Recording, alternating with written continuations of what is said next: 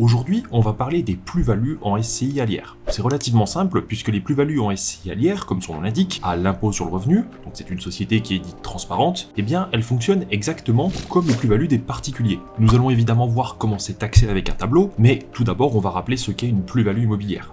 C'est donc tout simplement le prix de cession, donc c'est le prix auquel le bien est vendu, versus le prix d'acquisition. Donc le prix d'acquisition, c'est évidemment le prix auquel le bien a été acquis, mais ça inclut aussi les frais d'acquisition, c'est-à-dire les frais de notaire, les droits de mutation et les dépenses de travaux sous certaines conditions. J'en profite tout de suite pour rappeler que si vous avez fait des travaux, mais que vous n'avez pas possibilité de les justifier, ou alors que vous n'avez pas fait de travaux, au-delà de 5 ans de détention du bien, un forfait de 15% au titre des travaux, même si encore une fois il n'y en a pas forcément eu, peut être appliqué. Donc, par exemple, si vous avez acheté un bien 100 000 € et que vous le vendez 110 000 €, eh bien vous n'aurez pas de plus-value si ça fait plus de 5 ans que vous le détenez, puisqu'on va estimer qu'il y a 7,5% au titre des frais de notaire, ou alors les vrais frais de notaire, si vous pouvez le justifier, ce qui est d'ailleurs très souvent le cas, il suffit de reprendre son acte de vente, plus 15% au titre des travaux. Et du coup, on se retrouve dans une situation où finalement, il y a une majoration de 22,5% du prix du bien, à condition que vous soyez propriétaire depuis plus de 5 ans. Donc, vous ne serez pas taxé sur la plus-value tant que votre bien est vendu moins de 122 500 €. Voilà. Donc ça, c'est une des premières choses que je voulais rappeler. Ça fonctionne aussi pour les SCI à l'IR. Avant de vous parler de la suite de la vidéo, j'aimerais qu'on fasse un petit point sponsor pour vous parler de notre nouveau site sur les SCI. Cette vidéo est sponsorisée par sci-ai.app, notre nouveau site révolutionnaire pour faire votre comptabilité de SCI de A à Z à des tarifs absolument imbattables. Nous avons amélioré le modèle par rapport à notre site LMNPAI puisque cette fois-ci, nous vous permettons donc de configurer votre SCI sur votre espace client, connecter de manière sécurisée votre compte bancaire et ainsi avoir toutes vos transactions qui sont sur votre espace client. À partir de là, en quelques clics, vous pourrez faire vos déclarations et télétransmissions de l'IAS fiscal annuel, vous pourrez faire vos déclarations d'IS, vous pourrez profiter de PDF personnalisés pour ceux qui sont en SCI à l'IR pour reporter votre résultat, vous pourrez payer vos acomptes d'IS, vous pourrez faire vos déclarations de TVA et on vous offre même la possibilité d'être 100% à jour dans vos démarches juridiques en vous mettant à disposition des outils qui vous permettent de faire vos assemblées générales annuelles ou des assemblées générales extraordinaires. Au niveau tarif, c'est absolument imbattable puisqu'on vous propose notre accès en offre autonomie, c'est-à-dire où c'est vous qui gérez, faites vos déclarations annuelles, etc. à partir de notre outil, donc il n'y a pas besoin de connaissances. Simplement, il n'y a pas de vérification par un expert comptable, pour 16,99 € hors taxe par mois, et ce, indépendamment du nombre de logements que vous avez. Pour ceux qui préfèrent être encadrés et avoir une sécurité, nous proposons également une offre expert comptable, où un expert va vérifier ce que vous avez fait, ce que vous avez déclaré, et prendre une responsabilité juridique sur votre déclaration, ce qui vous permet d'être couvert et d'être serein. Pour l'offre expert comptable, le tarif est à partir de 24,99 € hors taxe par mois, plus 7,50 € par lot supplémentaire. Pour profiter de notre offre en ce moment et vous préinscrire sur le site qui sortira à partir du 1er janvier 2025, cliquez sur le lien dans la description et bénéficiez de 2 mois offerts. Nous vous proposons également, avec un lien dans la description, de créer votre SCI pour seulement 69 € hors taxe plus les frais de débours et profiter de conseils fiscaux personnalisés, des simulations sur mesure ou même encore de télécharger un simulateur en version Excel pour faire vos propres simulations. Donc si vous avez la moindre question sur les SCI, sur la fiscalité ou quoi que ce soit, n'hésitez plus et regardez les liens, tout est dans la description. Merci à tous d'avoir suivi ces sponsors, on retourne tout de suite à la vidéo. On se retrouve donc sur la vidéo et on va parler donc de l'imposition au niveau des plus-values.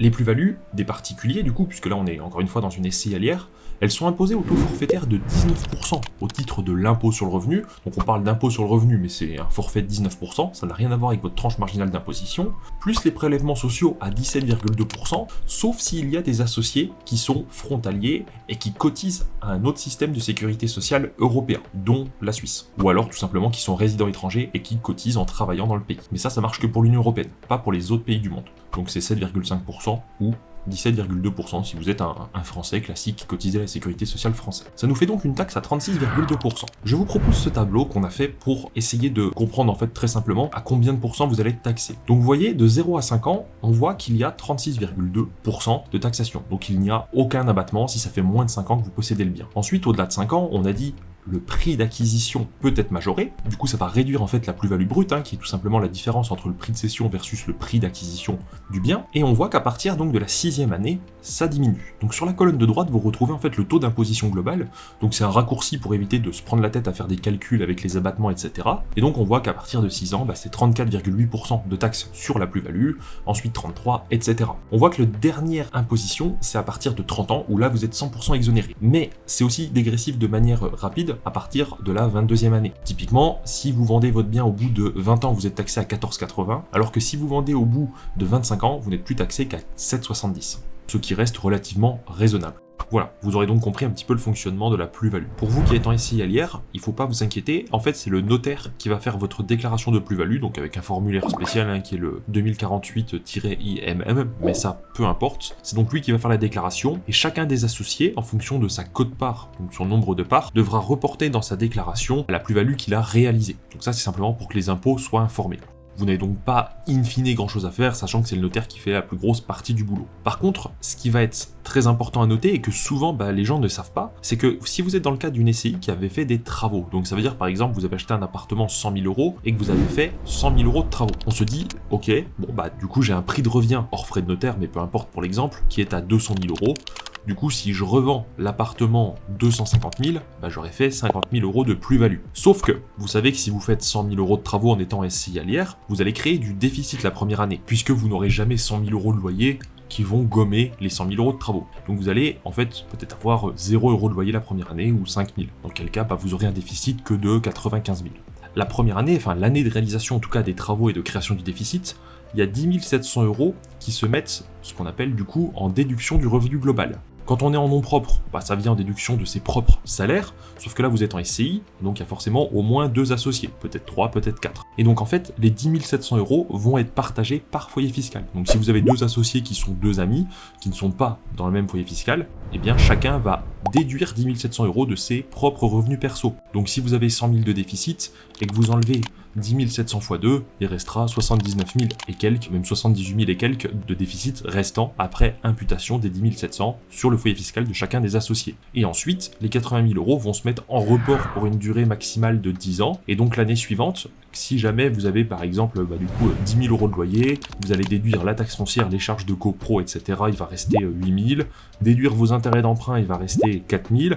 Et bien du coup, votre résultat net est de 4 000. Donc vous devriez être fiscalisé sur les 4 000 de résultats. Donc chacun des associés en fonction de ses quotes-parts devrait le déclarer dans son foyer et payer l'impôt sur le revenu et les 17,2% de prélèvements sociaux. Sauf que là, comme vous avez du déficit, ça va ramener le résultat à zéro. Et donc, si vous aviez 4 000 de résultat net, vous n'avez plus 78 000 de déficit dans lequel on va aller piocher. Vous aurez du coup 74 000. On va ramener à zéro en fait le résultat grâce au déficit. Ça c'est le principe donc du déficit. Donc ça c'est quelque chose que vous devez probablement connaître si vous regardez déjà cette vidéo. Sauf que il ne faut pas oublier que lorsqu'on revend du coup un bien dans lequel on a utilisé le déficit pour pouvoir avoir une déduction d'impôt, ce qui est le cas puisque du coup ça vous a permis de ne pas payer d'impôt pendant X années, alors vous pouvez plus prendre en compte ces travaux dans le calcul de la plus-value.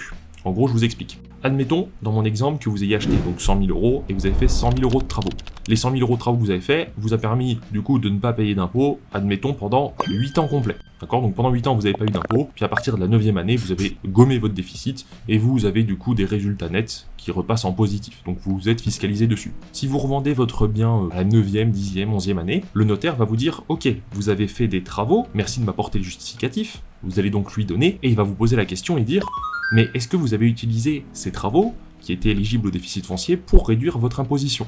Oui, effectivement, on l'a passé en déficit. Donc, du coup, le notaire va dire, je peux pas le prendre en compte dans la plus-value. Et donc, la plus-value que vous allez avoir, ce sera 100 000 € d'achat versus 250 000 € de vente. Et les 100 000 € ne pourront pas être pris en compte parce qu'ils auront déjà servi à octroyer une réduction d'impôt. Et donc, votre plus-value sera de 150 000. Et donc là, vous allez être taxé à hauteur de 36,2 ou moins, puisque là, il y aura les années qui se seront écoulées. Vous pouvez reprendre mon tableau pour voir sur les 150 000. Donc, vous allez quand même avoir une plus-value taxable qui va être assez conséquente. Du coup, sur les opérations où vous allez avoir pas mal de déficits, il faut savoir que si vous revendez trop tôt, eh bien vous allez avoir une plus-value taxable qui va être assez importante. Et ça, c'est souvent un truc qui est oublié pour les gens qui investissent. Sur la chaîne, on a pas mal parlé donc des fameuses quelles structures utiliser pour pouvoir investir. Souvent, on va voir que dans les différentes cas de figure, ce qui peut être préconisé pour profiter du statut meublé, qui du coup, lui, ne va pas faire une grosse plus-value, puisque les amortissements qui sont passés ne sont pas comptés comme une déduction d'impôt ou une réduction d'impôt. Par conséquent, votre plus-value taxable, si vous aviez fait la même opération en meublé, aurait été que de 50 000 € au lieu des 150 000. Pour des gens qui vont faire des opérations plutôt à court ou moyen terme, il vaut mieux faire du meublé que de faire du déficit foncier en nu. Du coup, vous ne pouvez pas investir en SCI Alière, puisque en SCI Alière, vous êtes obligé de faire de la location nue, vous ne pouvez pas faire du meublé. Donc, dans ce cas de figure, il faudra mieux privilégier les SARL de famille, si vous achetez avec quelqu'un de votre famille, ou les SNC, sociétés en nom collectif, si vous investissez avec des amis ou d'autres investisseurs. Vous pouvez retrouver des vidéos sur la chaîne pour essayer de mieux comprendre, ou tout simplement prendre un rendez-vous de conseil, que vous pouvez retrouver donc avec le lien dans la description sur notre site lmnp.ai ou alors encore sur Aniré Patrimoine ou Aniré Investissement. Je pense que de mon côté, j'ai fini de vous dire ce que j'avais à dire sur les plus-values en SCI. J'espère que tout a été clair. Si vous avez aimé la vidéo, n'oubliez pas de vous abonner, liker la vidéo et mettre du coup un pouce pour cela. Ça aide pour le référencement. Et puis plus la chaîne grandit, plus on est une communauté d'investisseurs. Donc c'est vraiment un coup de pouce pour nous. Et je vous dis à très vite pour de prochains contenus.